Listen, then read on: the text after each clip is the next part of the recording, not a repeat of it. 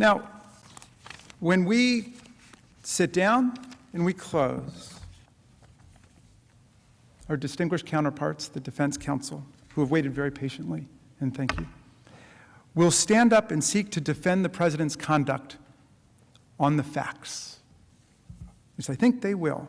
It has already been decided by the Senate on Tuesday that the Senate has constitutional jurisdiction over this impeachment case brought to you by the United States House of Representatives. So we've put that jurisdictional constitutional issue to bed. It is over.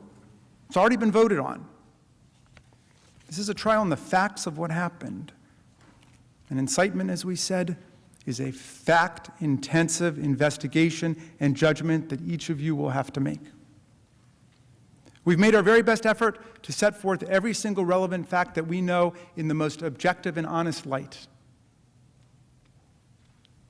We trust and we hope that the defense will understand the constitutional gravity and solemnity of this trial by focusing like a laser beam on the facts and not return to the constitutional argument that's already been decided by the Senate. Just as a defense lawyer who loses a motion to dismiss on a constitutional basis in a criminal case must let that go and then focus on the facts which are being presented by the prosecutors in detail, they must let this constitutional jurisdictional argument go. Not just because it's frivolous and wrong, as nearly every expert scholar in America opined, but because it's not relevant to the jury's consideration of the facts of the case. So our friends must work to answer all of the overwhelming, detailed, specific, factual, and documentary evidence we have introduced of the president's clear and overwhelming guilt in inciting violent insurrection against the Union. Now, Donald Trump last week turned down our invitation to come testify about his actions, and therefore we've not been able to ask him any questions directly as of this point. Therefore, during the course of their 16-hour allotted presentation, we would pose these preliminary questions to his lawyers, which I think are on everyone's minds right now, in which we would have asked Mr. Trump himself if he had chosen to come and testify about his actions and inactions when we invited him last week. One, why did President Trump not tell his supporters to stop the attack on the Capitol as soon as he learned of it?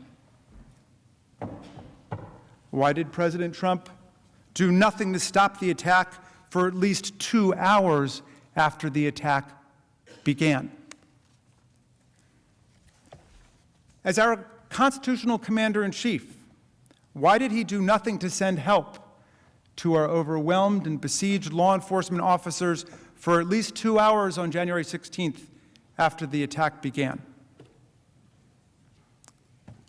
On January 6th, why did President Trump not at any point that day condemn the violent insurrection and the insurrectionists? And I'll add a legal question that I hope his distinguished counsel will address. If a president did invite a violent insurrection against our government, as of course we allege and think we've proven in this case, but just in general, if a president incited a violent insurrection against our government, would that be a high crime and misdemeanor? Can we all agree at least on that?